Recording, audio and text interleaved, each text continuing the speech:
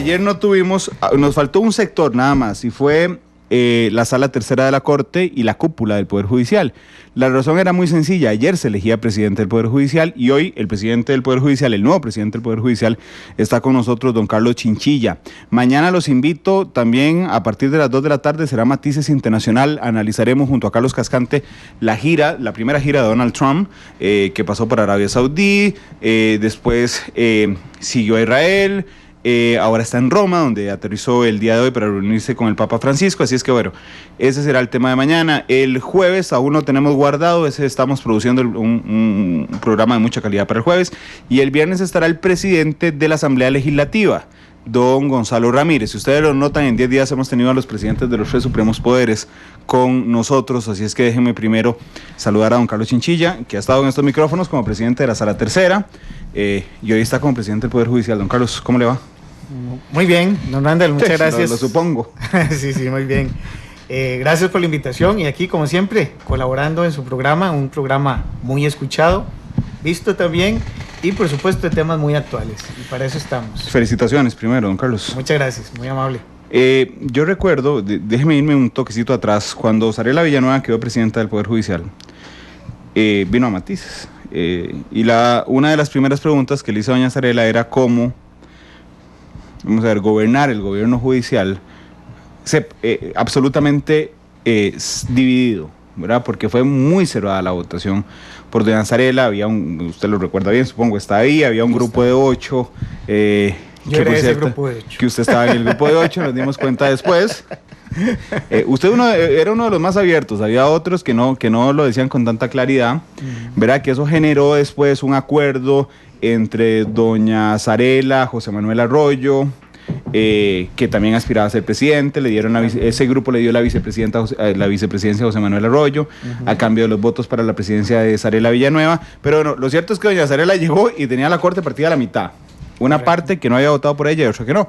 Y usted logra ayer mucha legitimidad, tiene 17 de 22 magistrados. Sí, don Randall, gracias a Dios logramos, con ayuda de los compañeros y compañeras magistradas de la Corte Suprema de Justicia, lograr una votación muy robusta, no diría en mi favor, sino en favor de la misma Corte Suprema de Justicia. Por eso, parte de lo que yo vengo diciendo es, tenemos que tener una Corte Suprema unificada. Y yo creo que lo estamos logrando, y lo vamos a lograr en poquito tiempo. Esto porque nosotros tenemos que tener una visión única para resolver los problemas del Poder Judicial, pero también ayudar a resolver los problemas nacionales. Y para eso estamos. Bueno, déjeme, además, usted lo sabe, pero a mí me gusta mucho estudiar el Poder Judicial. Y es muy claro que hoy aún hay 2 visiones dentro del Poder Judicial, don Carlos. Una, digamos, que son, no por edad, sino por antigüedad de puesto, los magistrados que tienen más años de estar en la Corte Suprema de Justicia, en Corte Plena, que tienen una visión que inclusive ha sido señalada por muchos críticos como muy garantista, mucho más conservadora, a veces rehuida un poco al cambio, y un grupo de magistrados en todas las salas, que son los últimos nombramientos que se han dado en las diferentes salas de la Corte, que son magistrados, digamos, con un refrescamiento en cuanto a su visión. Y le puedo nombrar algunos: está Paul Rueda en la Sala Constitucional, Luis Fernando Salazar en la Sala Cuarta también, Celso Gamboa en la Sala Tercera. Usted llegó a la Sala Tercera de la Corte Suprema de Justicia. Gente que inclusive ha renovado su visión, como Román Solís, en la Sala Primera, que ha tenido un cambio de visión interesante, claro, adentro. Y entonces todavía persisten 2 visiones, efectivamente, pero digamos que con su presidencia, con alguna elección en las salas, como que va ganando la visión de lo nuevo en el Poder Judicial. Yo creo que más que ganar es tratar de convencer de alguna forma, en el buen sentido de la palabra. ¿Por qué? Porque si bien es cierto, en algunos casos nos separan edad y nos separa antigüedad también en Corte Plena, yo podría darle el caso a don Jesús Ramírez. Don Jesús Ramírez, a pesar de que es el magistrado más antiguo de Corte, es una persona identificada con las ideas modernas que desarrollamos en el derecho penal y tiene un concepto distinto. Más, aprendemos mucho de él todos los días. Y de esto le puedo decir, don Román Solís, otro ejemplo de un cambio importante con respecto a una mentalidad que lo que hacen es evolucionar, y evolucionar a cambios positivos. Yo creo que aquí dentro de poco vamos a estar hablando, me parece a mí, un solo idioma en la Corte Suprema de Justicia. Y el fin mío es tratar de unificarla y hacer una mejor imagen para que el pueblo costarricense sepa que nosotros estamos del lado de ellos, no somos sus enemigos, queremos ayudarlos también y que somos abiertos a escucharlos. Usted, creo, desde la actual constitución política, usted tiene 55 años, es el 54. Presidente... 54, perdón. No, momento, ¿Cuándo cumpleaños, don Carlos? Hasta el 1 de febrero del otro año. Bueno, no, entonces tienen 54, sí, oficialmente. Usted es el presidente del Poder Judicial más joven. Bueno, eso se dice, sí. Por ahí anda el asunto, digamos, de hace unos 50, 60 años atrás. No tengo estudios hacia atrás las edades, pero en este caso sí. Pero además, vamos a ver, por lo menos de lo que yo recuerdo y sé, usted seguramente sabrá mucho más que yo en ese tema, no ha sido la regla que un penalista asuma la presidencia de la Corte en un momento tan complicado para la situación penal costarricense. Sí, también no hemos tenido penalistas. Don Luis Paulino Mora venía del ámbito penal, nada más que se hizo magistrado constitucionalista y accede a la Corte Suprema de Justicia, a la presidencia de la Corte Suprema de Justicia como constitucionalista, pero con una vena penalista. Pero sí, son momentos convulsos para el país y para el Poder Judicial. Yo tengo 30 años de ser juez penal y todos los años he estado en la materia penal, o sea, tengo 30 años de experiencia en este campo y me ha dado por lo menos la experticia, el conocimiento de poder enfrentar y lograr racionalizar muchos de los problemas que tenemos actualmente.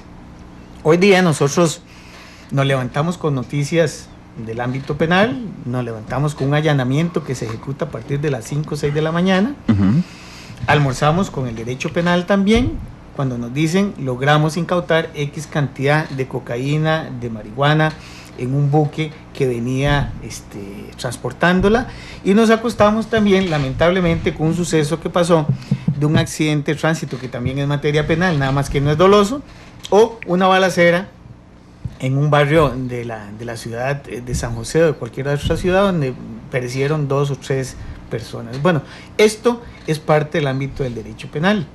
Entonces, mucho de lo que genera insatisfacción de alguna forma para el pueblo costarricense tiene que ver con el derecho penal. Y por eso me parece importante tal vez aclarar uno de estos temas. Claro. Podemos hablar de otros temas más. Bueno, yo no le puedo decir eso, usted va a hablar de todo. No, vamos a hablar de un montón de temas, pero por eso quise resaltar su expertise penal, porque es que, vamos a ver, la tendencia de cada presidente de corte innegablemente queda sustentada en su gestión en el Poder Judicial.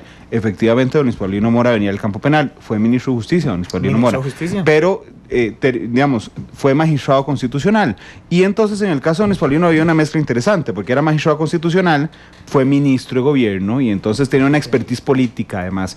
Y la Corte, a mi parecer, aquí no lo quiero comprometer, a mi parecer se convirtió en ese momento en una Corte muy política, pero no negativamente. Muy política me refiero a que don Luis manejaba de alguna forma el ámbito político de la Corte. Después vino doña Zarela y el discurso primordial de doña Zarela eran temas de género. Venía de la Sala Segunda de la Corte Suprema de Justicia. Sin embargo, el ámbito penal es lo que más se acerca al ciudadano. Además, es la seguridad la principal preocupación hoy del ciudadano. Y estamos en el momento en el que el Poder Judicial es más vulnerable hacia los embates de la criminalidad organizada, don Carlos. Mire, son temas importantes. Yo quiero decirle inicialmente, don Randall, que la idea inicial mía es, como se lo dije al principio del programa, decirle al ciudadano que tiene un poder judicial, que lo protege, que va a resolver sus conflictos y que le da seguridad también. Y esto es importante, seguridad jurídica y también seguridad ciudadana. Nosotros tenemos y siempre hemos sido parte de la seguridad ciudadana. En algún momento, cuando yo empecé como magistrado, la Corte Suprema de Justicia negaba que nosotros teníamos que ver nada con seguridad ciudadana, que eso era preventivo y que era el Poder Ejecutivo. Mentira. Nosotros, con las acciones que realizamos, generamos esa seguridad ciudadana también. Entonces, por ello, parte del inicio mío es tener un acercamiento con el pueblo costarricense, decirles, nosotros somos como cualquier otro ciudadano, tenemos un cargo que nos implica mucha responsabilidad, pero esa responsabilidad se la debemos a ellos. Quiere decir que no podemos desconocer lo que están sufriendo muchas veces las víctimas en este país. No podemos desconocer también procesos penales tan largos que tienen en este caso a personas sometidas a un proceso penal como imputados con la pena de banquillo sin una resolución pronta. Le estoy diciendo, don Randall, hoy día tenemos duración de un proceso penal de la fase inicial de investigación a la fase de apelación de 6 años en promedio. Sí. Eso no es justicia, eso es una denegación de justicia y yo no quiero eso para mi país. Tenemos que cambiarlo. Por eso hemos propuesto un proyecto de ley de justicia pronta y cumplida. Don Celso Gamboa es parte de esa elaboración, por supuesto, y también lo ha llevado adelante el diputado Mario Redondo. Y estamos en eso. Hay gente que se opone. Hay mucha gente que se opone a un montón de cosas. Sí, también, vea, pero eso no nos va a hacer echar para atrás. Le voy a contar, ayer en el programa, usted no lo pudo escuchar, por supuesto, estaba en votación de corte, pero estaba aquí a mi izquierda Juan Carlos Pérez, el coordinador del tribunal. Aquí a mi derecha estaba Gustavo Mata y en esa silla estaba Walter Espinosa. Entonces yo le pregunté a don Juan Carlos que si me podía contar un poco cómo era el proceso de intervenciones telefónicas que se hacen en el Poder Judicial. Bueno, ya me contó, ¿verdad? Cómo hay un juez, la fiscalía pide, el juez ordena, bla, bla. Entonces le dije, dígame una cosa, don Juan Carlos, ¿en Costa Rica se hacen escuchas en tiempo real? Y me dijo, sí, algunas. Ok, entonces le dije el ejemplo, si yo agarro mi teléfono ya y soy sospechoso de algo y me tiene intervenido el teléfono y digo yo, voy a ir a poner 3 bombas en ese momento al Poder Judicial, el OIJ me está esperando allá afuera y me dijo, es muy probable. Entonces después le pregunté a don Walter Espinosa, que estaba a mi derecha, don Walter, ¿en Costa Rica se hacen intervenciones en tiempo real? No. ¿Me podrían escuchar aquí? No, hasta después, cuando las graben, se las lleven al juez para que la escuche. Y entonces me quedó la impresión finalmente, don Carlos, y usted conoce muy bien el tema, que por ejemplo, el sistema de intervenciones telefónicas de Costa Rica es simplemente un ridículo. Hay un cambio que hizo la Sala Constitucional en jurisprudencia recientemente que permite que los asistentes de los jueces lo escuchen, porque lo demás, realmente estamos como hace 40 años. Tal vez, don Randall, le voy a decir algo en este tema. Los dos tienen razón. Y usted me diría, no, ¿cómo? Una cosa no puede ser y no ser a la vez, porque esa es una teoría de la logicidad, del razonamiento. Pero sí tiene sentido aquí. Le voy a decir algo. Cuando el juez Juan Carlos Pérez le dice, sí se escucha en tiempo real, tiene razón. Y cuando le dice, ya le voy a explicar, don Randall, y cuando le dice don Walter Espinosa que el juez no escucha en tiempo real, sino que se graba, se le pasan los discos y los escucha, también tiene razón. Hoy día tenemos 2 sistemas. Tenemos un centro de intervenciones de las telecomunicaciones, principalmente de teléfonos celulares. Se ubica en San Joaquín de Flores, en el centro nuestro allá del complejo de ciencias forenses que tenemos en San Joaquín de Flores. Ahí se hacen en tiempo real las intervenciones y se escuchan en tiempo real. Antes las están escuchando los jueces. Acertadamente hoy día la Sala Constitucional resuelve que no necesariamente tienen que ser los jueces, sino que pueden ser técnicos, en este caso de investigación, los que puedan escucharlas. Eso nos da un giro importante. Costa Rica en ese entonces, antes de ese fallo, la Sala Constitucional... Que es muy reciente. Muy reciente. Lo venimos luchando nosotros, pero ya la Sala Constitucional lo dijo. Es el único, antes de ese fallo, Costa Rica era el único país en el mundo que los jueces escuchaban. Y eso no los investigadores. No los investigadores, no los técnicos en investigación. Pero hoy día tenemos la posibilidad de que los escuchen los técnicos de investigación. Cuando se trata de intervenciones que se dirigen al centro de intervenciones, porque ellos no pueden tener todo el universo de intervenciones, se escucha en tiempo real. Antes por un juez, ahora por un técnico de investigación. Cuando no entra o no podemos captar todas las intervenciones en ese centro, tenemos el otro sistema de a pie, como diríamos, como se dice en el pueblo. El de grabación. El de grabación, y luego se le pasa al juez para que el juez escuche a ver qué pasa. Lo que usted me dice es cierto, voy a cometer un hecho delictivo ya. y cuando el juez lo escuche ya pasó y ya se desaparecieron. Eso era lo que teníamos antes. ¿Qué necesitamos hoy día, don Randall? Por eso le digo que los dos tienen razón. ¿Qué necesitamos hoy día? Que ese centro de intervenciones de las comunicaciones sea más amplio. Es más, yo estuve hablando con investigadores del FBI, hace poco estuvieron en mi despacho, sin ser presidente de la Corte Suprema de Justicia, pero como presidente de la Sala Tercera Penal. Y me decían, mire, hemos hecho un estudio, está muy bien, se necesita ampliarlo, se necesita tener mayor capacidad y nosotros podemos ayudar en eso. Es más, nos dicen ampliar en la cuestión de software, hardware y hacerlo más, digamos, que recolecte más posibilidad de información de la que tienen hasta este momento. Bueno, pero se necesita una voluntad política del Poder Judicial. Bueno, yo voy a hacer lo posible para que eso sea una realidad. Y en esto, sí, la Embajada de los Estados Unidos nos ayuda muchísimo. Pero déjeme preguntarle, yo no pretendo que te da todas las respuestas puntuales, don Carlos, pero por ejemplo, ¿cuántas llamadas se pueden hacer en tiempo real? Sí, no podría darle el dato. Pero son poquitas. No, son muchísimas, muchas. Son muchísimas. ¿En tiempo real? En tiempo real son muchísimas. Bueno. Pero podría ser, y en eso no le niego la posibilidad, que las sobrepasen las que se hacen después. Sí, que sean más las que se graban que las que se hacen en tiempo real. Exactamente, podría ser. Tal vez me equivoque. Por eso le dije que una cosa puede ser y no será a la vez. Bueno, claro. Tenía razón los dos. Pero bueno, ya está en negociaciones con la Embajada Americana. No, porque yo hablé con ellos como... bueno, ya ahora puede hablar como presidente. Ahora voy a hablar como presidente de la Corte Suprema. Claro, va a empezar negociaciones con la Embajada Americana y con el FBI para ampliar el... Exactamente. Okay. La plataforma de información policial. Vea, don Carlos, averigua uno más en Facebook que en esa plataforma. Mira, es cierto, don Randall, es cierto. No es que me río de... No, yo me río con mucho gusto con usted porque es absolutamente cierto. Pero vea, esa plataforma no tiene no tiene datos más uno en Facebook, de especial relevancia que nosotros podríamos decir le violentó toda la intimidad a una persona. No. Es una plataforma que tiene, lo que hace es, dentro de un mismo sistema, tomar la información pública. La caja del Seguro Social, esta cuestión. Lo que está en el registro civil. Todo, propiedades, carros, todo esto. Y nada más. De ahí en fuera, algo secreto no tiene. No, creo que los teléfonos, No.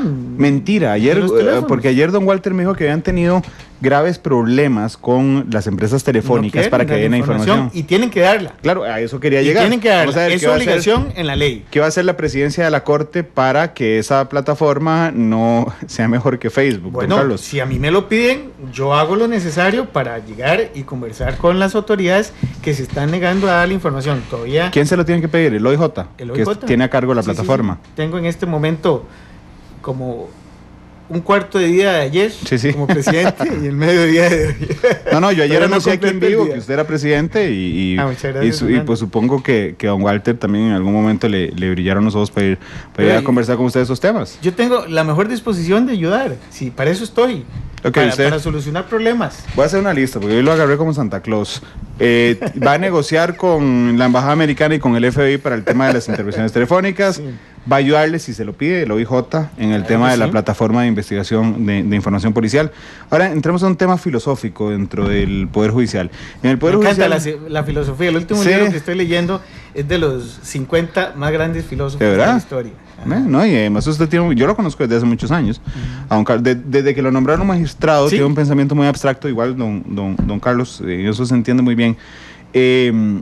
Vamos a ver, en el Poder Judicial costarricense está el que investiga, el acusador, el que juzga, y como si fuera poco, el que defiende. Quiero preguntarle su opinión. ¿La defensa pública debería estar fuera del Poder Judicial? Vea, le voy a decir algo, don Randall. El Poder Judicial de Costa Rica no tiene parangón, o sea, no tiene igual en el mundo. Nosotros tenemos todo. Tenemos inmersos, lo que usted lo dijo, ¿qué es el Poder Judicial? Administración de justicia. Pero nosotros, además de administrar justicia, tenemos al que acusa, al fiscal. Pero además de eso, el que investiga, el organismo de investigación judicial y el que defiende. Es un conglomerado de funciones que todavía podemos llevar adelante. Todavía. No tenemos mayor conflicto. Ahora, si usted me pregunta presupuestariamente, es distinto. Presupuestariamente implica mucho gasto para el Poder Judicial. Eso no quiere decir que yo pretenda excluir ninguno de esos ámbitos del Poder Judicial, porque me parece que en el mejor lugar que se encuentran es con nosotros. Todos, incluyendo a la defensa pública. Bueno, habrá temas que habría que analizar. Le digo, Ministerio Público me parece que tiene una garantía de independencia muy fuerte dentro del Poder Judicial. Organismo de investigación judicial, Policía Judicial también. En otros países, ambos dependen del Poder Ejecutivo. Sí. Sí, yo creo que lo mejor es que dependan del Poder Judicial. A mí el que se me sale un poco de la escuadra es la defensa pública, don Carlos. Bueno, eso podríamos sentarnos a hablar, no podría darle un criterio. Claro, pero lo ha pensado sobre eso. Habría que ver la modalidad que podemos tener sobre la defensa pública. Bueno, se habla en otros países que se aplica mucho el defensor de oficio de pago o por contrato. Sí. En cuestiones de este tipo, no sé si va a ser más caro o más barato.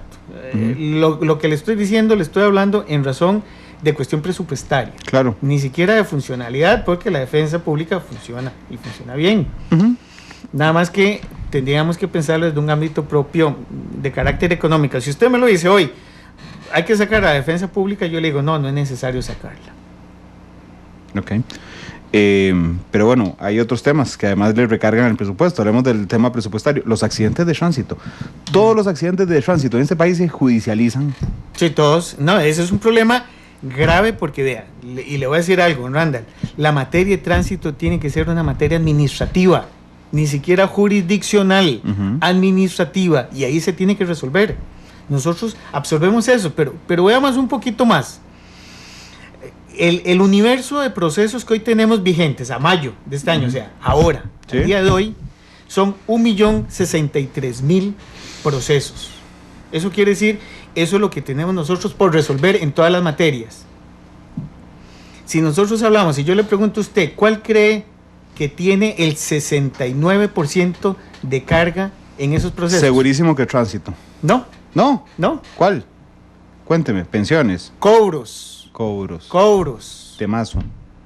Cobros. ¿Y qué pasa con eso? Tenemos que automatizar la resolución. Ahora tenemos seres humanos, funcionarios nuestros resolviendo. Eso se tiene que resolver en forma automática por medio de procesos electrónicos. O sea, estamos desperdiciando recurso humano que lo podemos aprovechar en otros ámbitos para resolver eso. Pero es que además de eso, esa materia que tiene de judicial, no tiene nada de judicial. Nos volvemos, el Poder Judicial, una agencia recaudadora de cobros. De hecho, nosotros somos los que vamos a cobrar. De hecho, ni siquiera le dan audiencia al deudor. Eso es automático. Sí, alguien llega y dice, aquí tengo la factura, me deben tanto. Pero usted sabe cuánto tiene del porcentaje. Son el 69%. Estamos hablando de más o menos 520.000 asuntos del 1.063.000 que estamos hablando. Claro. Y déjeme contarle un fenómeno que está ocurriendo con los cobros, ¿no, Carlos? Porque los juzgados de cobro aquí en San José están colapsados, igual que en el Valle Central. Entonces hay empresas y abogados que cobran platas, que entonces de un momento a otro usted le aparece un cobro judicial en San Vito de Cotobruz. Porque bueno, no sé si San Vito hay juzgado, digamos, en Pérez Celedón. Sí, hay, bueno, en San Vito. Claro. Entonces, recuerde que yo soy juez. Claro. De la zona sur-sur, de Golfito. Yo me siento un golfiteño de corazón. No sé, la vez pasada lo había dejado claro. Con todo cariño. Imagínese que los abogados, usted le debe una plata a un abogado aquí a una empresa aquí en la esquina. Entonces el abogado dice, claro, en lugar de meterle el cobro por San José, donde va a durar 6 años recuperando, me hago un solo viaje a San Vito de Cotobruz y le presento, aquí están los 10 cobros. Entonces a usted como deudor le llega un embargo ordenado por el juzgado de Cotobruz. Y entonces espérese un par de años, porque se les va a colapsar también los juzgados rurales de cobros. ¿Qué va a hacer para eso? Vea qué interesante. Aquí tengo los números al día de hoy, de lo que tenemos para resolver. Cobro judicial, 507.380 asuntos, del 1.063.925 que tenemos. Eso es un 69% del total. Penal tiene 105, pero si quiere vemos tránsito. Tránsito tiene 29.654. No es tanto. No es tanto. No es tanto. Pero sí causa cierto resquemor esa materia. Yo diría que la materia de tránsito tiene que hacerse una reforma legal y pasar la sede administrativa. Judicialmente no estamos haciendo nada con eso.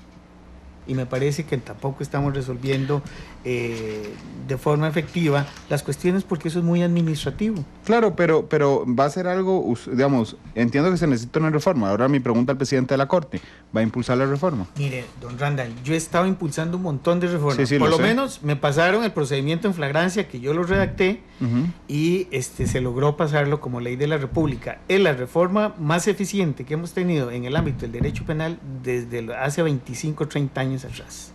Y fue importantísimo. Hoy día se resuelven los asuntos en forma inmediata y con una sentencia justa y clara. A nadie se le violentan derechos fundamentales. Bueno, cuando yo le digo reformas, ahora tenemos la reforma, el proyecto de ley de reforma de justicia pronta y cumplida, de reducción de plazos, que le decía, un proceso penal hoy dura en promedio, desde que inicia hasta la apelación, 6 años. Con esta reforma que tenemos presentada ahí en la Asamblea Legislativa, el diputado Mario Redondo, quien la lidera, llegaríamos a durar como máximo 11 meses. Oiga, 11 meses. Nos estamos ahorrando 5 años y 1 mes. Y eso es justicia, eso sí es justicia pronta y cumplida. ¿Qué pasa con esto? Inicialmente nosotros le decimos a la víctima, usted no va a sentir impunidad en el proceso, se van a resolver los casos, pero también le decimos a la parte sometida a un proceso penal, usted no va a pasar en esa pena de banquillo anticipada para luego decirle que es inocente. ¿Me entiende? Sí, claro. Porque estamos ahorrándole esa carga. De hecho, recuerdo ese programa porque el fiscal general dijo, yo me compro el pleito de tener las investigaciones listas, dijo claro. en ese programa.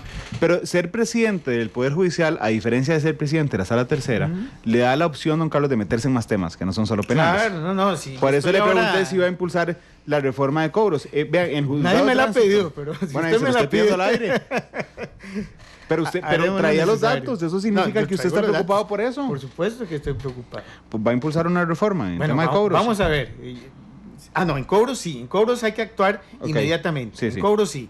Le digo la automatización que tenemos que hacer del sistema, ahí no se requiere tanto personal y lo hacemos inmediato y estos 507.380 tenemos que sacarlo en forma inmediata. Lo que no está claro es en lo de tránsito. Tránsito no, porque inicialmente... Porque no pesa tanto. No pesa tanto, exactamente, no pesa tanto. Pero sí en esto, y vea penal estamos hablando que es la segunda con 105.000. Y mucho de esto lo llegamos a reducir en forma importante, que es el 9,9. Lo regulamos importante si tenemos la reforma de la justicia pronta y cumplida. Porque esta pendencia se reduce. Claro. Que cuando dice don Carlos pendencia, la cantidad de casos que quedan pendientes de uno y otro año ahí pegados. Gracias por ser mi traductor. No se preocupe. Mi intérprete, perdón. Intérprete legal. No, pero es que, vamos a ver, es que estos temas son muy, muy interesantes, don Carlos, porque el juzgado de tránsito, que efectivamente no pesa tanto, pero bueno. Pero está ahí. Está ahí. Ve, yo choqué el año pasado, le voy a contar un detalle de usted y al aire, fue culpa mía. Y entonces mi seguro respondía por los 2 carros. Entonces yo llegué a los talleres, ¿verdad? Y dije, señores, aquí fue culpa mía, yo acepté la culpa en mi declaración inicial, por favor arreglen los carros. Y entonces el seguro me dijo, no, tiene que haber una sentencia judicial, pero yo estoy diciendo que yo tengo la culpa. Sí, no, tiene que ir donde el juez. Después de hacer 6 horas fila en los tribunales de Goicoechea, declaro que efectivamente fue mi culpa. Bueno. Ahora necesita un visto bueno el juez para que vaya al INS y después viene, hay una sentencia sin daños. Es un enredo. Cierto. Todo lo que usted dice, don Randall, es que otra cosa es cuando hay lesiones, porque se vuelve penal. No, eso es distinto. Eso es penal, pero en los choques donde nadie sale herido, donde solo son daños materiales, debería ser completamente administrativo. Tiene la razón, don Randall. Es que es cierto, ¿para qué nos vamos a desgastar en estos procesos? No tiene sentido. Estos hay que sacarlos del ámbito penal y nos reduce 29.654 que tenemos ahora. Es el 2,8%, pero de pequeñas cosas se van haciendo grandes cosas. Claro, y un montón de cambios. Ayer Walter Espinosa decía que, por ejemplo, para un allanamiento, hace poco la Policía Judicial hizo 57 allanamientos. Entonces, en los 57 allanamientos hubo que sacar, el folio era de 200 hojas, hubo que sacar 57 veces 200 hojas para llevarle a cada parte cuando lo iban cuando lo iban a allanar. Digamos, pareciera ridículo, pero eso puede atrasar 48 horas un allanamiento. Por supuesto. Urgente. Otro tema, y ese sí lo tienen entre manos. No, Carlos, voy a pensiones. Pensiones. Mire, don Randall, es un tema importantísimo. Y voy a empezar con algo. A ver. El régimen de pensiones del Poder Judicial tiene que ser modificado. Ok, ahí está el primer hecho. La primera opinión tajante del presidente de la Corte. Hay que cambiarlo. Hay que cambiarlo. Estamos de acuerdo. Por lo menos yo estoy claro en eso. Ahora, claro, los magistrados de que se vengan los gremios ahí afuera. No, y los magistrados de la Corte Suprema de Justicia también lo están. Pero también los gremios. Para ellos hay que cambiarlo. La cuestión es la modulación en cuanto lo cambiemos. Claro. Y yo voy por este lado. En este momento la Corte tuvo un acuerdo bajo la administración de doña Zarela Villanueva, donde se dijo no vamos a discutir más sobre pensiones. Vamos a dejar que la Asamblea Legislativa resuelva el punto sin que nosotros tengamos intervención en ello. Pero la condición que teníamos era en espera del estudio actuarial de la Universidad de Costa Rica. El estudio actuarial de la Universidad de Costa Rica no está completo. Todavía nos falta una última etapa. Esa última etapa se va a desarrollar hasta el 30 de junio de este año. Una vez que tengamos todo el insumo completo y las recomendaciones, nosotros, Poder Judicial, y yo me comprometo, presidente de la Corte Suprema de Justicia, nos sentamos a discutirlo con los señores y señoras diputadas. Y en este caso estoy hablando que vamos previamente a hablar con los gremios. Yo voy a hablar con los gremios. Quiero con ellos concertar, en este caso, una unión, para nosotros poder ir unidos y no distraer la atención en puntos que no son de especial relevancia. Porque no están unidos. No estamos unidos porque nos diferenciaron 3 puntos. Administración, tope y aporte solidario. Sí, es interesante porque la parte del estudio actuarial que ya se filtró y que ya se conoce, y la parte que se entregó. Que se entregó, la sí, cuarta parte. Es que se filtró un poquito antes, pero después se entregó. Lo cierto es que dice que para sostener así como está necesita aumentar la cotización de los funcionarios judiciales al 43% de su salario, es la mitad. O sea, como si usted tuviera que cotizar la mitad de lo que gana. Pero todavía es una aproximación de lo que todavía ellos no terminan de concretar. Es una parte de eso. Nosotros queremos ver qué nos dicen al final. Si mantienen que es un 43 o bajan que es un 35 o eso, para poder nosotros tener la confianza de que las decisiones que se tomen por parte de la Asamblea Legislativa sean bajo un estudio de carácter científico, que tenga fundamentación en ello. No estamos pidiendo más que eso. No les estamos pidiendo, mire, no nos rebajen tanto, no nos hagan... No. Simplemente demos tiempo.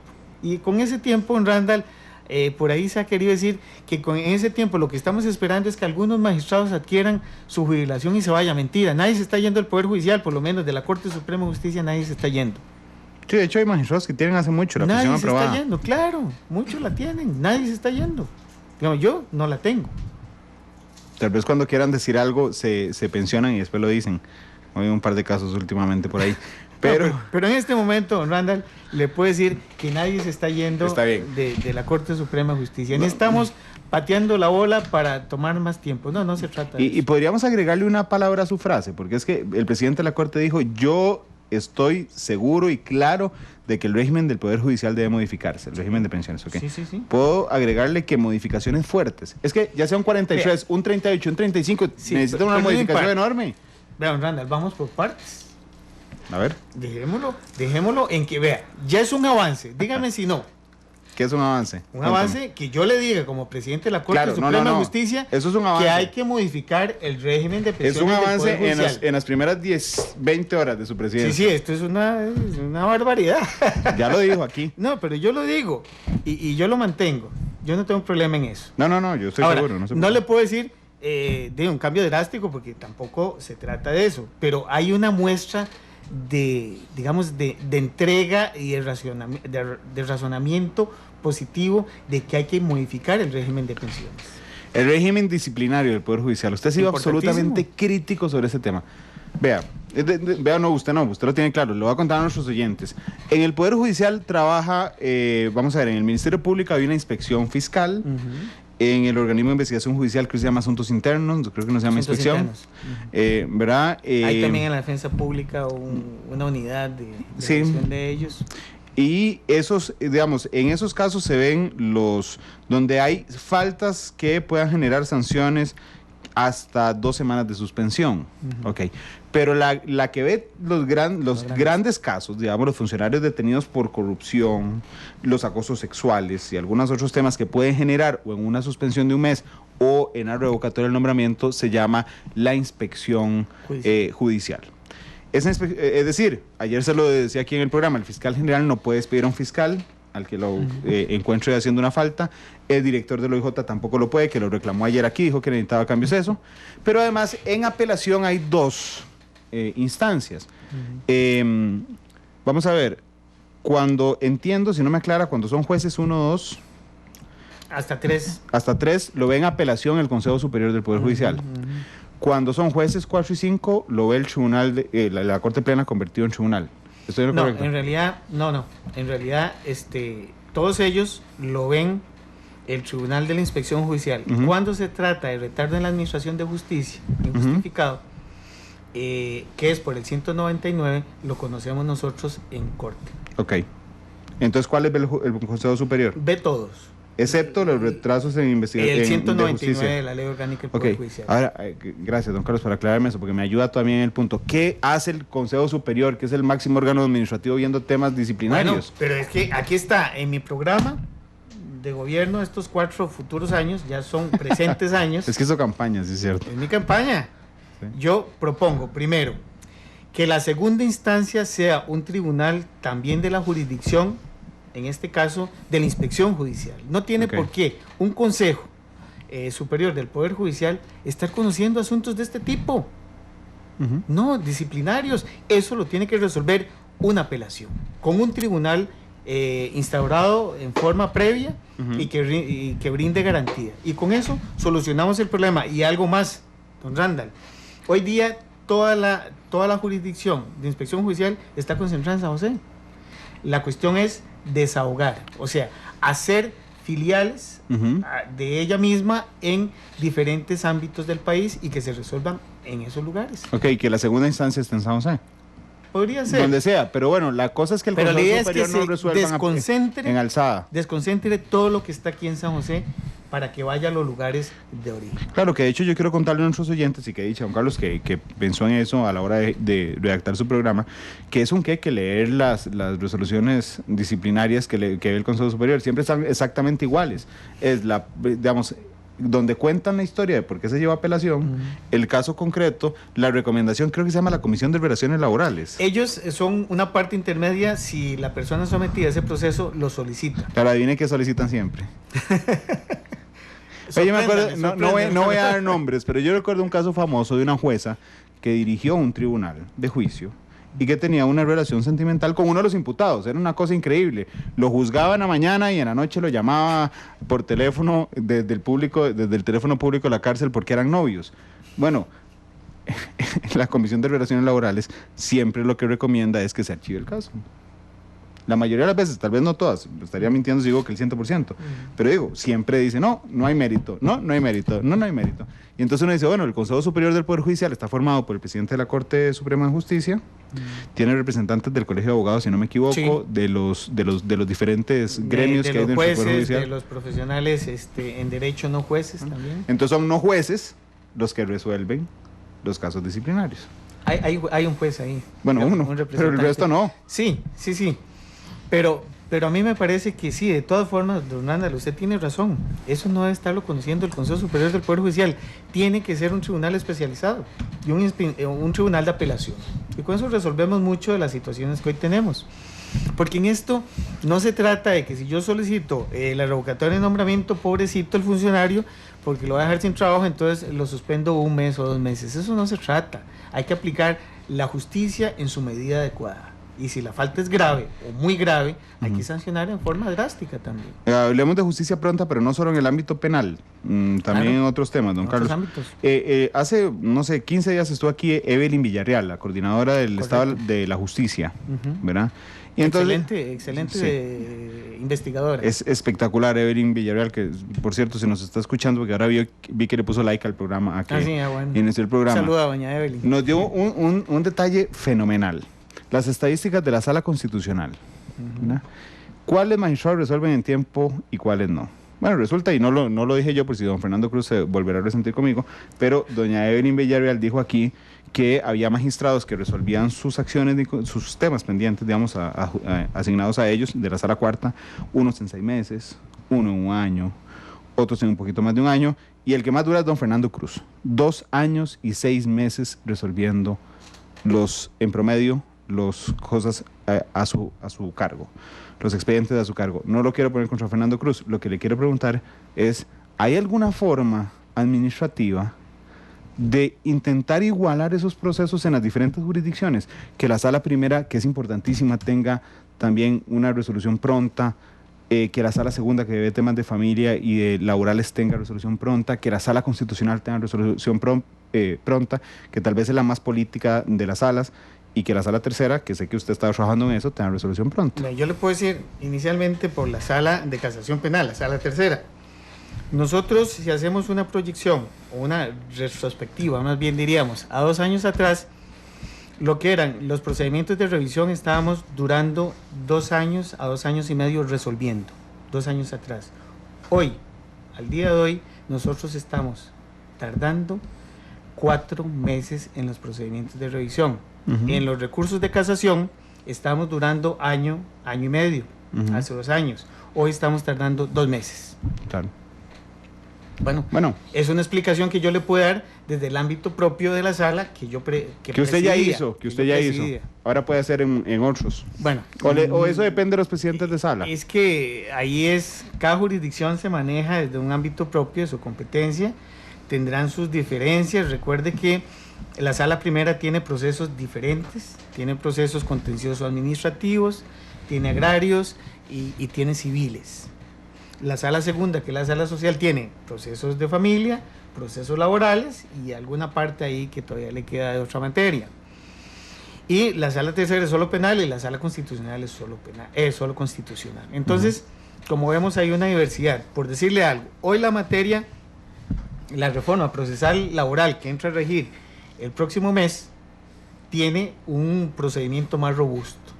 Yo con eso considero que se van a bajar los tiempos de duración en la resolución de un caso. Y eso es lo que esperamos de forma muy optimista y con mucho empeño. Cuando entre en vigencia la nueva reforma del Código Procesal Civil, que es para el 2018, también se pretende que los juicios sean más rápidos, más expeditos, porque van a implementar en ambos casos la oralidad. La oralidad es buena en algunos procedimientos.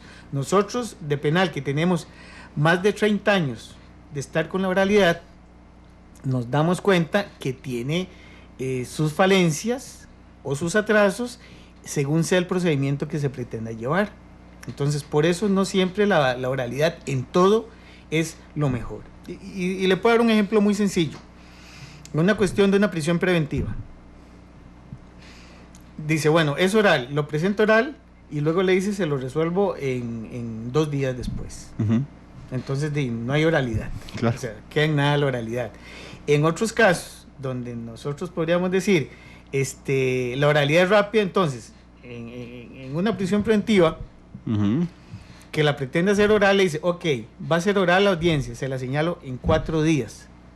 Y si lo hubiera resuelto en forma escrita, la resuelve en cuestión de horas. Entonces, a veces la aplicación de la oralidad tiene que ser con una medida lógica de que resuma el tiempo de duración en los procesos y no que lo... Y a preguntarle, el Ministerio Público ha estado, insiste en el rango constitucional del Ministerio Público. ¿A usted le parece un tema importante? Mire, eso lo tratamos en el ámbito o en el tiempo de don Luis Paulino Mora. Él insistió mucho en que tuviera la condición de órgano constitucional independiente del Poder Judicial, con inmunidad del fiscal general de la República. Yo hoy, al día de hoy le puedo decir que no me parece ni necesario ni conveniente.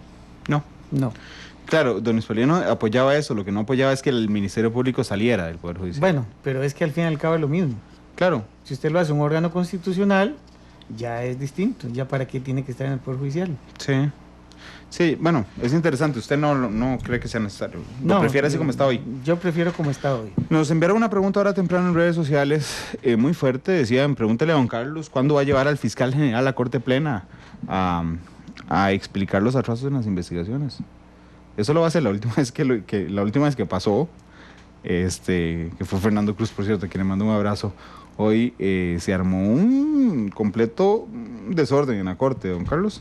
Sí, vea, el fiscal general rinde cuentas, como tiene que hacerlo lógicamente, y la hace ante la Corte Suprema de Justicia. Nosotros en ese momento consideramos que era el lugar y el momento adecuado para que él rindiera cuentas y se le hicieran las indicaciones. Surgió la situación en la cual él dice, me abstengo me abstengo de opinar sobre un asunto que tengo bajo conocimiento en un proceso.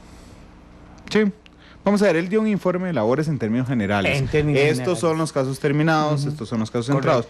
Cuando él brincó, no Jorge Chavarría, es cuando empezaron con don Fernando Cruz, le dijo, y en este caso en particular, ¿qué fue lo que pasó? Sí. Y ahí se desmarcó y dijo, suave, que ustedes en esto no son mis jefes, en ese tema. ¿Usted está de acuerdo con el fiscal general? Sí, en los casos específicos yo creo que no es conveniente entrar a invadir un ámbito en el cual se está en investigación.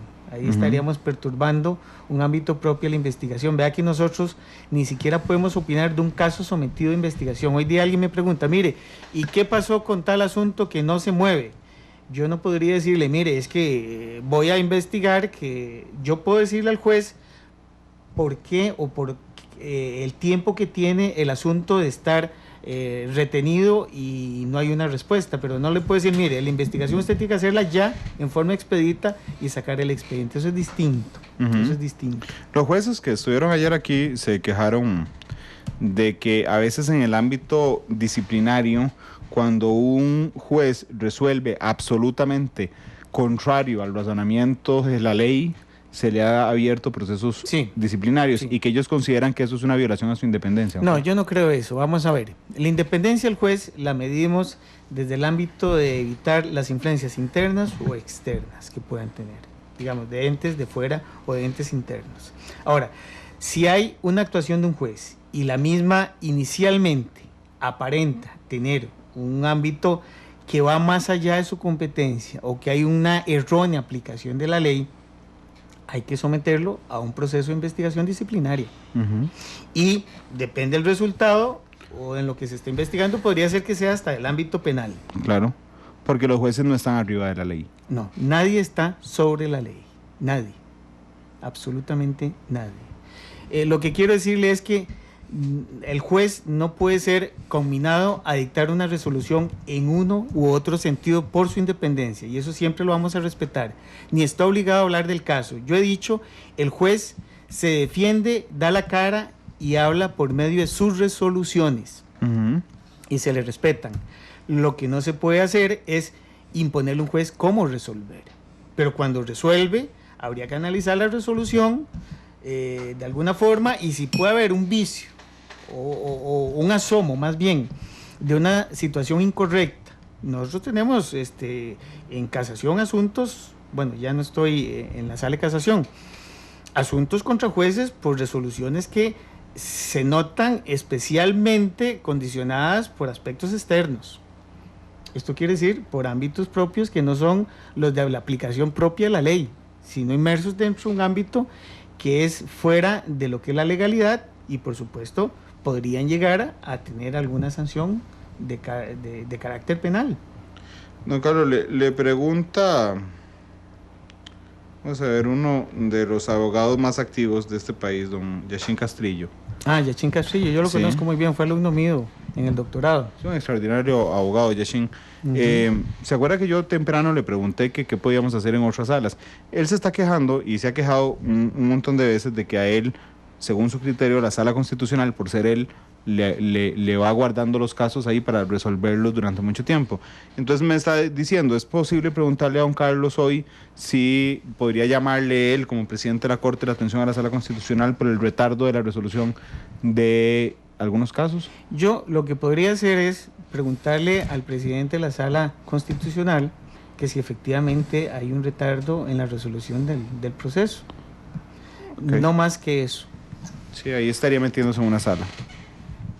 Bueno, ahí está la respuesta para doña Shin Castillo. ¿Cómo se lleva con los presidentes de sala? No, muy bien, por supuesto, con todos. Usted no, ayer me hizo, Fernando Muñoz es el periodista que está a cargo de la fuente judicial, y ayer me hizo una pregunta muy interesante. Cuando estamos cubriendo su votación, me dice Fernando, mira, el presidente de la Corte puede ser presidente de la Corte y presidente de la sala.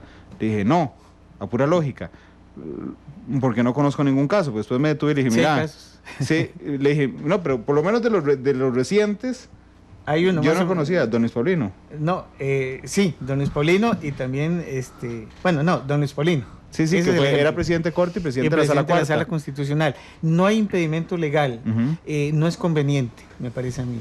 Yo igual me separo de la sala, ya me separé.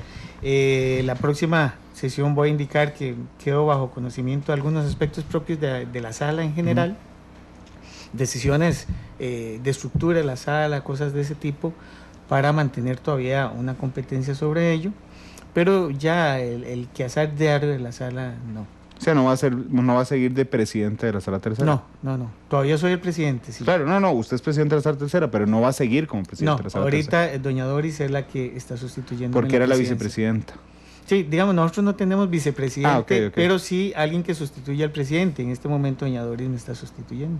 Bueno, va a tener que entrar a la sala a un proceso de elección. Sí, en el momento en que ya, ahorita como estoy apenas, claro, llegando. Yo lo agarré en las primeras horas.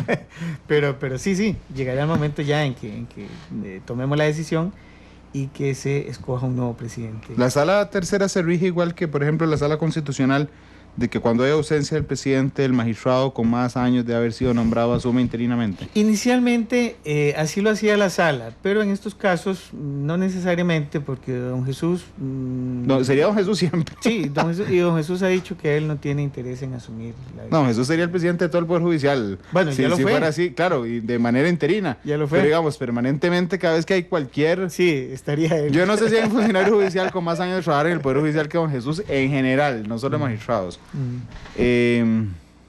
Dice, a mí me hace gracia la gente, dice Volcán Poet de Don Yashin, usted lo que tiene que tener es tener el celular de alguien de la Sala Cuarta. Bueno, un saludo. La infraestructura del Poder Judicial, esto ha sido un tema durante muchos años, que son los alquileres. Es un problema. Es un problema. Una millonada por alquileres, don Carlos. Sí, tenemos sumas exorbitantes que no podemos quitárnoslas de encima porque no tenemos cómo solventar la eficiencia en construcción de nuestros edificios. Ahora estamos experimentando, y ya lo hicimos desde hace 1 año, 2 años atrás, una propuesta del Banco de Costa Rica para un fideicomiso. Es interesante, es la posibilidad de contratar bajo ciertos aspectos en los cuales tenemos que tener la autorización de la Contraloría General de la República. Y si nos da el visto bueno, eso nos garantiza de alguna forma que nosotros podamos tener la posibilidad de contratar bajo ese fideicomiso y recibir una obra completa, entrega de llave en mano. Eso... Que dicha que no lo hace el CONAVI. Eso evita que nosotros tengamos que tener presupuesto abultado para construcciones. Hace mucho tiempo nosotros destinábamos siempre una cantidad de 5.000 millones del presupuesto para eso. Cuando llegaba Hacienda nos lo quitaban, y si no nos lo quitaba Hacienda, llegaba a la Asamblea Legislativa y lo arrancaban. Entonces nunca ya volvimos a meter ese rubro porque siempre se perdía. Lo que nosotros ahora tratamos de hacer es, por medio del fideicomiso autorizado por la Contraloría General de la República, una erogación que sería de un cargo anual al presupuesto de la República, no el total de pago, pero que sí va amortizando la deuda y podemos tener edificios. Sí, siempre se lo rechazaban. Yo recuerdo leer un acta de corte plena antes de que usted fuera magistrado, que me sorprendió profundamente, porque, don Carlos, resulta que estaba por aprobarse en Asamblea Legislativa el presupuesto, ¿verdad?, incluyendo el del Poder Judicial. Y había una discusión sobre si la Corte debería de opinar sobre un proyecto de ley que impulsaba en ese momento el partido de gobierno, pero que la Corte quería opinar en contra de ese proyecto de ley. Y entonces surgió una magistrada que ya está pensionada, que dijo que a ella le preocupaba el timing, es decir, que el Poder Judicial pudiera referirse en contra de un proyecto de ley del partido de gobierno, porque podrían generarse recortes en el presupuesto. Eso en español se llama presiones. La forma en la que hoy se realiza el presupuesto y se aprueba el presupuesto del Poder Judicial dentro del presupuesto de la República es vulnerable a presiones políticas, don Carlos. Mire, digamos, el presupuesto lo hacemos nosotros sin esas presiones políticas, diríamos inicialmente. Tenemos problema, por supuesto. Nosotros tenemos garantizado el 6% en la Constitución Política de todo el presupuesto de la Nación, el 6% para el Poder Judicial. Esto nos da a nosotros por lo menos una garantía importante de que vamos a tener recursos para poder, digamos, desarrollar muchas de las actividades y de los planes que tenemos presupuestados, por lo menos en el plan quinquenal que nosotros desarrollamos. Y puedo decirlo, Randall, y aquí yo tengo los números exactos, que el presupuesto del año 2015, nosotros ocupamos 398.000 millones de colones. Eso implicó que del 6% que constitucionalmente está consagrado, que ya desde hace muchos años se superó, llegamos al 9,49%, o sea, un 3,49% más. En el 2016 requerimos 415.000 millones de colones. Eso significó un 9,56%, aumentó. En el presupuesto que se está ejecutando ahora, el año 2017, requerimos 422.000 millones. Nada más que conforme el presupuesto era más alto del Estado, no significó que a pesar de que era más alto en monto, era más bajo en lo que representaba el 6%, que era un 8,72. Fue muy positivo. En este momento no puedo decirle cuál vamos a tener, porque todavía en la otra semana que viene vamos a discutir el presupuesto en la Corte Suprema de Justicia, los magistrados y magistradas. Pero quiere decirle que siempre hay unos ajustes o reajustes correspondientes. Mucho de esto viene porque la Asamblea Legislativa, y esto es importante, la Asamblea Legislativa aprueba leyes que benefician al Poder Judicial en la tramitación de procesos, pero no les da contenido económico. O si les da contenido económico es para la parte inicial, y luego al año siguiente no tenemos más ayuda que el mismo presupuesto del Poder Judicial. Vea qué interesante que dicha, lo tocó justo en el momento justo. ¿Usted sabe cuánto le va a costar al OIJ la ley de bienestar animal? No tengo idea. No, ayer no se preocupe, no tiene que saberlo todo. Ayer se lo pregunté a don Walter Espinosa. La proyección es 4.500 millones de colones al año. Esa es la proyección que tiene el OIJ.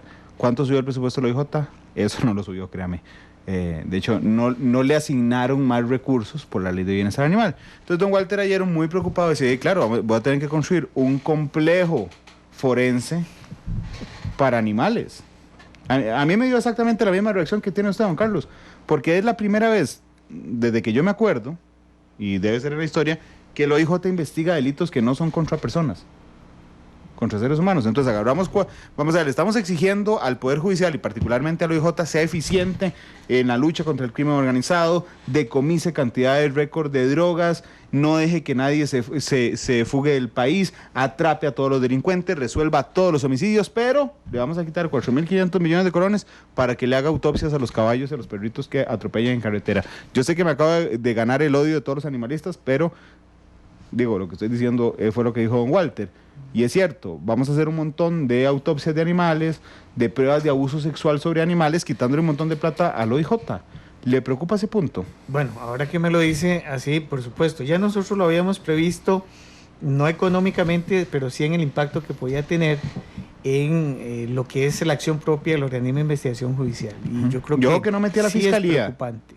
no Sí. meter a fiscalía. Pero es preocupante porque quien lleva la cuestión científica, técnica de investigación es el organismo de investigación judicial. Ujú. Y los que hacen los exámenes, en este caso el laboratorio y todo esto, es los laboratorios del organismo de investigación judicial. Y lo que nosotros invertimos de buena forma para la administración de justicia en el OIJ es una suma muy importante de dinero, porque lo que son los laboratorios forenses y químicos del organismo de investigación judicial demandan mucho dinero del presupuesto.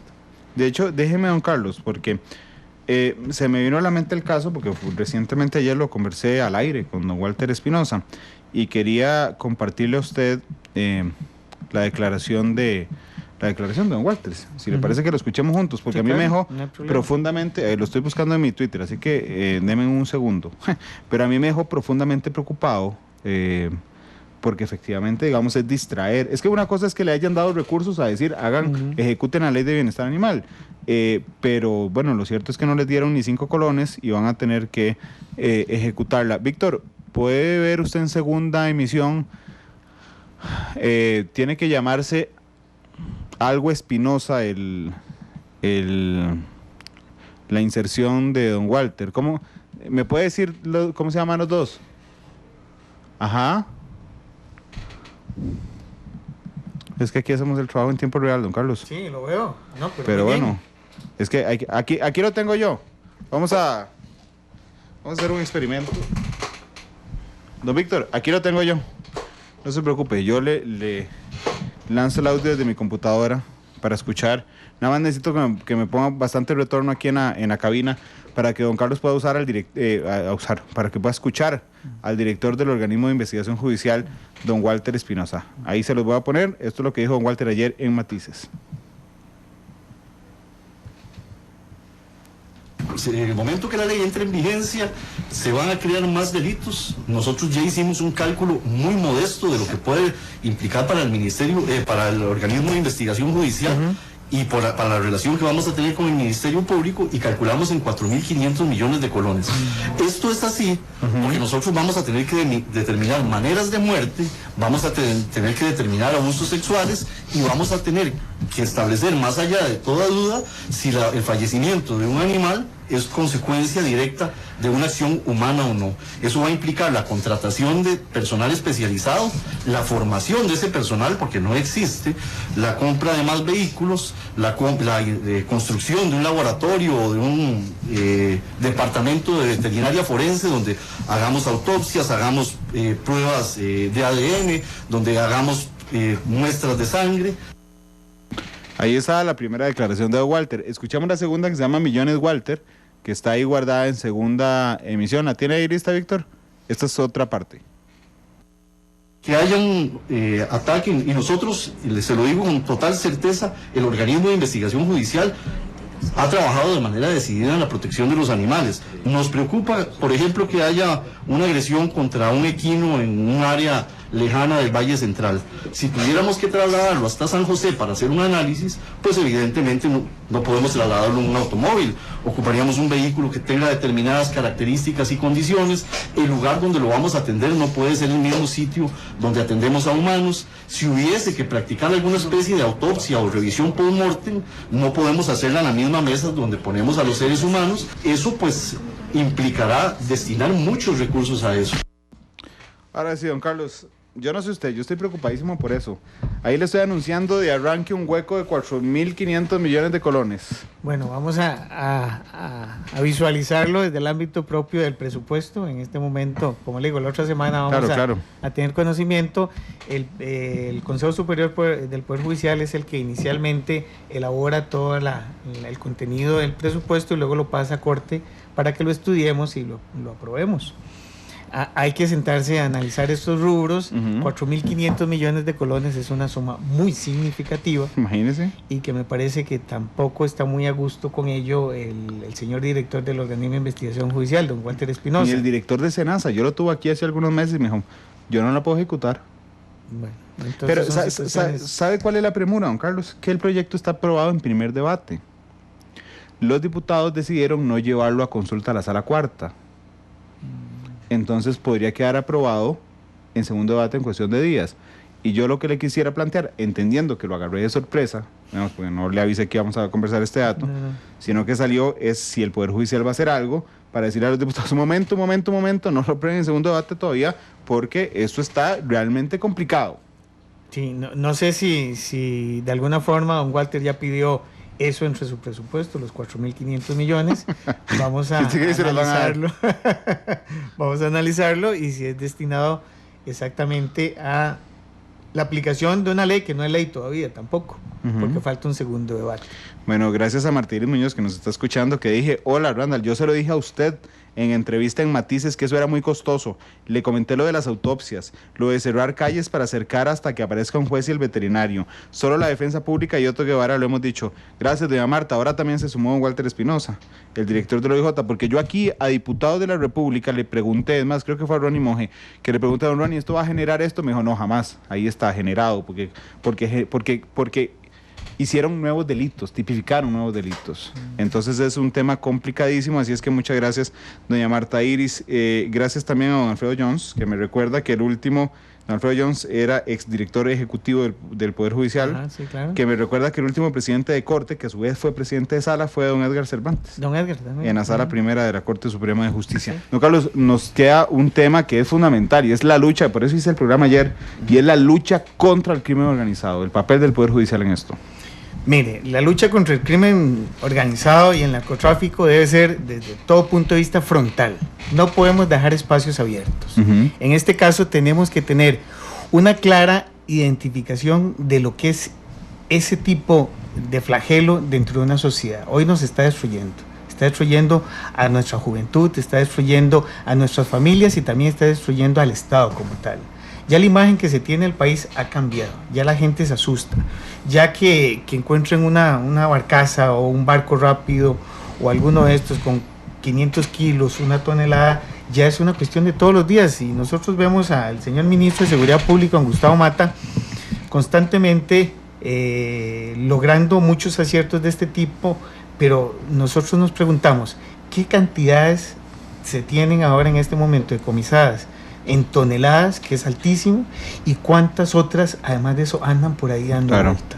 Esto es una situación muy difícil, porque de alguna forma esto nutre actividades secundarias. Y cuando se hace el origen de los bienes adquiridos ilícitamente, sea por narcotráfico, sea por trata de personas, por parte de crimen organizado, tienen un origen ilícito y un destino que aparenta ser lícito. Cuando el origen es ilícito o el destino aparenta ser lícito pero no lo es, todo ello siempre entra de un margen de duda del mismo, pero de un raciocinio lógico de que no fue adquirido legalmente. Esto nos lleva a algo. Desde hace 2 años más o menos hemos trabajado con la UNODOC. La UNODOC es una oficina de las Naciones Unidas contra el crimen y el delito, donde desarrollamos inicialmente un proyecto identificado por el actual candidato a la presidencia, don Antonio Álvarez de Santi, cuando era diputado de la Asamblea Legislativa, y nosotros trabajamos sobre ese proyecto, le hicimos algunas modificaciones y lo robustecimos también. Yo formé parte de ese equipo, siendo presidente de la Sala de Casación Penal, y consideramos que la conformación de la ley de extinción de dominio es imperiosa, es necesaria. Es más, de ella la OCDE ya ha dicho que es una necesidad, pero también Gafi y Gafilat lo han dicho también. Es una identificación para el Estado, que el Estado quiere combatir, en este caso, ámbitos propios de crimen organizado y penetración de capitales ilegítimos a los países. Hay sectores, don Carlos, vamos a ver, que están de acuerdo en el concepto de la ley de extinción de capitales, pero no en algunos puntos específicos del proyecto. De hecho, yo voy a organizar la otra semana aquí un debate sobre el tema. Le voy a decir cuáles son los puntos, porque yo ya los he enfrentado constantemente. Bueno. El primero